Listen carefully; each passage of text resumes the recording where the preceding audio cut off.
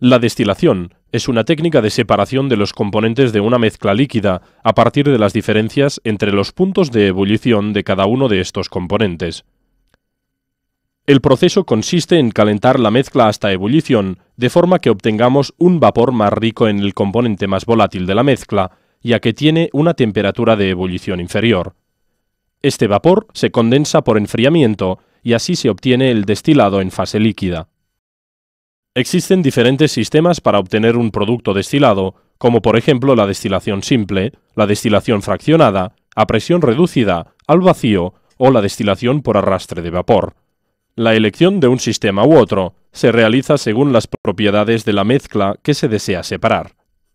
A continuación, se muestran los procesos de una destilación simple y de una destilación fraccionada. Destilación simple. En primer lugar, hace falta preparar el equipo de destilación. Este consta de un recipiente que contiene la mezcla que se debe destilar, el matraz de destilación, al cual se aplica una fuente de calor, un cabezal de destilación que une el matraz con el refrigerante, donde se condensan los vapores generados, y un recipiente colector, donde se recoge el destilado. En este caso, la fuente de calor necesaria para efectuar la destilación la proporcionará una manta calefactora, que se debe mantener en posición elevada como medida de seguridad. Se coloca un matraz de fondo redondo encima de la manta calefactora, sujetado con unas pinzas. Se introduce la mezcla en el interior del matraz, sin llenar más de la mitad de su capacidad. Se añaden unos trocitos de porcelana porosa para evitar una ebullición violenta y facilitar que se desprenda el gas formado. En este caso, la mezcla que se destilará es vino, y se tratará de separar el alcohol y el agua. Acto seguido, se acopla el cabezal de destilación que tiene un tubo lateral, acodado a 75 grados, al cual se conecta el refrigerante. El refrigerante es un tubo de vidrio con dos orificios laterales para la entrada y la salida de agua, en el interior del cual se encuentra otro tubo, por donde circula el vapor que se quiere condensar por refrigeración. Existen diferentes tipos de refrigerantes. En este ejemplo, se utilizará un refrigerante de doble tubo o encamisado. Se conecta el grifo de agua corriente a la entrada inferior del tubo ancho del refrigerante mediante un tubo de goma flexible, y con otro tubo se une la salida del refrigerante al desagüe de agua. Se abre el grifo del agua corriente de forma que se mantenga un caudal continuo de agua mientras dure el proceso. De esta forma se garantiza que el refrigerante esté en todo momento lleno de agua y la refrigeración sea eficaz. En el extremo del refrigerante se conecta una alargadera de destilación que dirige el flujo de vapor condensado y a líquido hacia un recipiente colector, que puede ser un matraz Erlenmeyer. El extremo inferior de la alargadera debe estar en el interior del recipiente, siempre por encima del destilado, para evitar reabsorciones.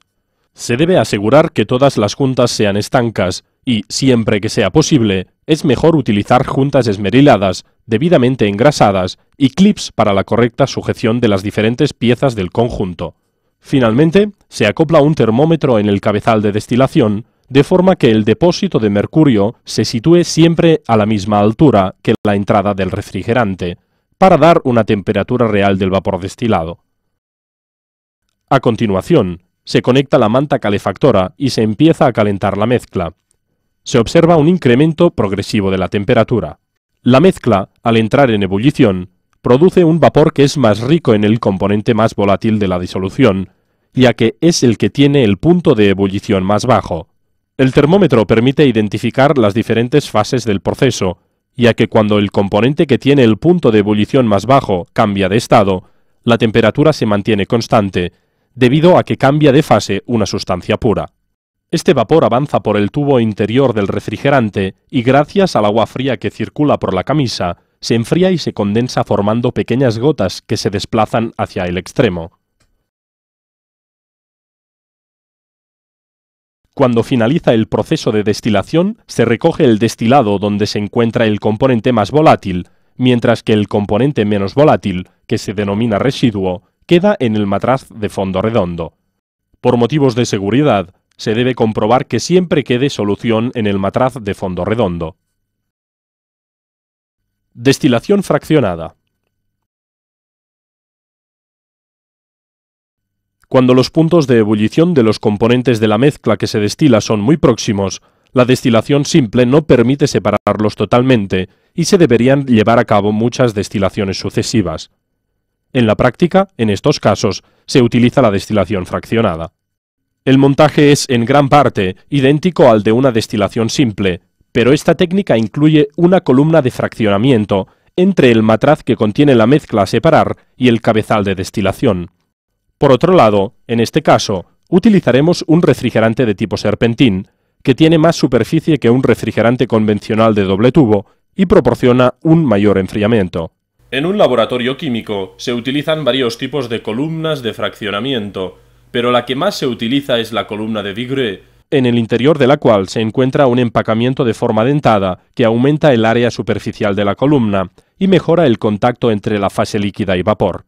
Así, a medida que el vapor generado de la muestra en ebullición asciende a través de la columna, encuentra más superficie de vidrio de la que encontraría en una columna de paredes lisas, de forma que se favorece la condensación, y el líquido que se forma gotea en sentido descendente y se denomina reflujo. Cuando el reflujo descendente entra en contacto con el vapor caliente ascendente, una parte se evapora de nuevo y el vapor se va enriqueciendo progresivamente en el componente más volátil.